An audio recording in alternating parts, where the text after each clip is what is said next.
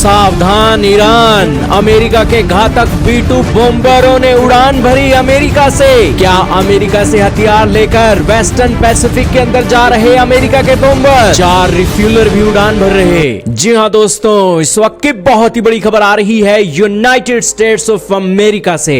Iran को धमकाने के लिए अमेरिका का B-2 स्टील्थ बॉम्बर ही काफी है, क्योंकि ये बॉम्बर इजराइल अगर ईरान पर 100 वार करता है तो अकेला ये B-2 स्टील्थ बॉम्बर उतना नुकसान कर सकता है जितना इजराइल 100 वार में करता है, क्योंकि इस B-2 स्टील्थ बॉम्बर के अंदर न्यूक्लियर कैपेबल बॉम्ब से लेकर बंकर को बस्ट करने के साथ साथ जो अंडरग्राउंड न्यूक्लियर कैपेसिटी और न्यूक्लियर प्रोग्राम ईरान का चल रहा है उसको तबाह करने के भी बॉम्ब इसके अंदर पड़े हैं।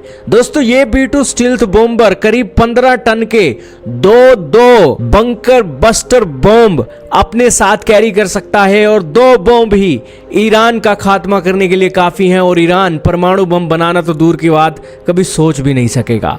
और यही कारण है कि आज वर्ल्ड की न्यूज एजेंसियां जैसे कि वियोन, न्यूज 18 और द इंडियन एक्सप्रेस इसका आर्टिकल लिख रही हैं, जिसके अंदर कहा गया कि अमेरिका ने B-2 स्टील्थ बॉम्बर गुआम के लिए रवाना कर दिया है इजराइल और ईरान के कॉन्फ्लिक्ट को देखते हुए। इसी के साथ ही इजराइल की न्यूज एजेंसी लिख रही है कि इजराइल को वॉर लड़ते हुए 624 दिन हो गए हैं। अमेरिका का B-2 बॉम्बर आज कैपेबल है कि ईरान की अंडरग्राउंड न्यूक्लियर फैसिलिटी को वह तबाह कर सके और यही कारण है कि इसने टेक ऑफ कर लिया है यूएस से। अब दोस्तों, अमेरिका से क्या ये बॉम्ब लेने गया था? क्या ईरान के ऊपर अमेरिका प्रेशर क्रिएट करने के लिए नया प्लान बना रहा है? वो बात तो करेंगे ही, लेकिन सबसे पहले B-2 बॉम्बर की खासियत कर बता लेते हैं। दोस्तों, 35 साल पहले 17 जुलाई 1989 को इसने अपनी पहली उड़ान भरी थी। ये B-2 स्पिरिट बॉम्बर का एक जो कॉस्ट है $2.1 बिलियन की बताई जाती है।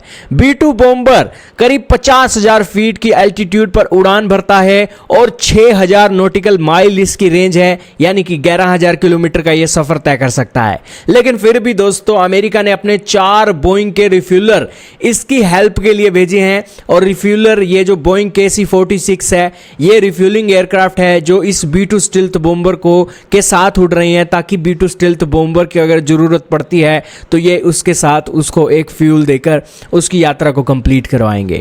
यही कारण है कि दोस्तों, अगर रिफ्यूलर इसके साथ होता है तो दुनिया के किसी भी लोकेशन के अंदर ये B-2 बॉम्बर एक अपने हमले कर सकता है। दोस्तों, इसकी खासियत इतनी खास है और इसके इंटरनल व्यू आप देखिए कि किस तरीके से सैनिक इसके अंदर 910 किलोग्राम का बॉम्ब लोड कर रही हैं। ये दोस्तों, ये जो मिसाइल आप देख रहे हैं, 2 व्यक्ति इसको लोड कर रहे हैं, इसका वजन 910 किलोग्राम का है। इसके अलावा ये आप तस्वीरें देख रहे हैं अंदर की, जहां पर 2 पायलट बैठे हुए हैं और यहां पर एक आप देखिए B-2 का कॉकपिट कैसा है। B-2 का डिजाइन इस तरीके से बनाया गया है कि इसकी स्टील्थ कोटिंग के साथ ये रडारों के अंदर पकड़ में नहीं आता है। इतना बड़ा साइज होने के कारण फिर भी ये रडारों की पकड़ में नहीं आएगा, इसलिए दोस्तों इस B-2 बॉम्बर को काल बोला जाता है।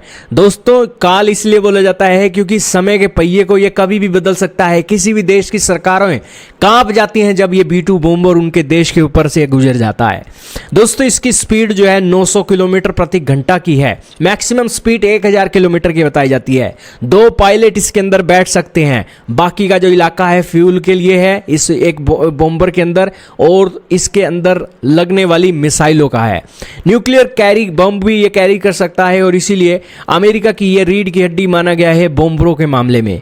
अमेरिका के पास 30 से भी ज़्यादा ये बॉम्बर तैनात हैं और लगातार ये बॉम्बर अपनी कैपेसिटी को एडवांस करते ही हैं और स्ट्रेटेजिक लोकेशन और अमेरिका के बेसिस के अंदर इसकी उड़ान भरती है और अमेरिका इसके ऊपर एक उड़ान के अंदर ही कई करोड़ों का खर्चा कर देता है और इसे बनाने में तो अमेरिका ने बिलियंस ऑफ डॉलर खर्च किए हैं। खैर दोस्तों, आपका क्या कहना है? क्या ईरान के ऊपर इस B-2 बॉम्बर की उड़ान से कोई प्रेशर पड़ेगा?